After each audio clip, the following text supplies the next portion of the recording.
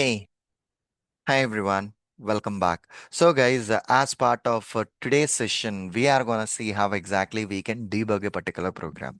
In the previous session, we have seen the various options to execute it. Now, let us see how exactly we can debug it. In order to debug it, the only thing that we need to do is npx playwright test hyphen debug is the only thing that you need to add. So, for my better visibility, what I am doing is whatever the spec files that we have created in the previous session, which is a duplicate of one file, I'm deleting all those files. I'm deleting all those files. And as part of my file, right, I'm just commenting this particular test. I don't want these many tests basically. So I just want to have only one test. So hence I have a commented it. Okay, hence I have a commented it. So my example spec contains only one file.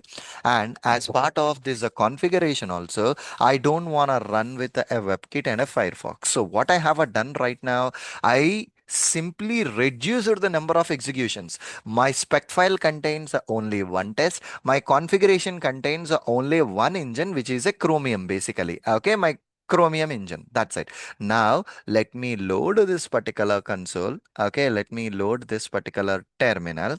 And here npx playwright test hyphen debug. So when I hit this particular enter button, if you look at it, guys, two different windows got opened. One is a playwright inspector. So this is the playwright inspector that it got opened for me, and a blank browser. So just a browser got launched.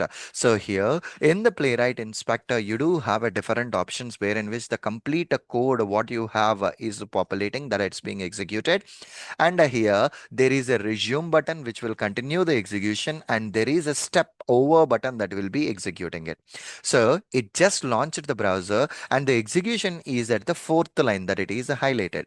Now, if you click on this step over, only this line will be executed, and then our execution is on a seventh line. And again, if you click on a step over, the execution is being happening for that particular line. And if you look at the logs, basically the detailed actions, whatever the debugging is performing, all the logs will be populated. And if at all any locators are there, whatever the elements that you want to interact, all those things will be populated here itself.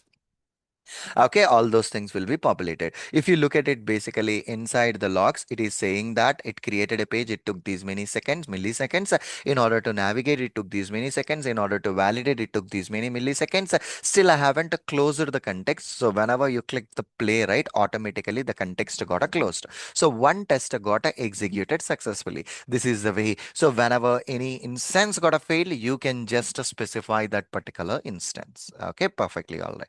So this debug will be debugging all the files in that particular test. Okay, all the spec files. But I don't want to debug all those files. I just want to debug only one particular file. So what I'm gonna do right now is copy this file, paste it, and this time I'm naming it as example 2 spec file. I have a two spec files. I just want to run only one spec file. Okay, directly I can use the file name. Okay, I can use that particular file name .ts hyphen debug. So here, if you look at it, basically npx playwright test example1 spec.ts. This is the specific file I want to perform the debug operation. This is the specific file where I want to perform that debug operation. When you hit this particular enter button, automatically in this file the debugging mode got populated, and of course I can use this resume button. The execution will continue there. Wherever you want to see what exactly the reason behind the failure, all those things will be handled using this debugger option. And consider that this file, okay, my file is having these many tests are there. As of now, I have a two tests in my example one. Okay, so where is my example one? My example one is having a two tests.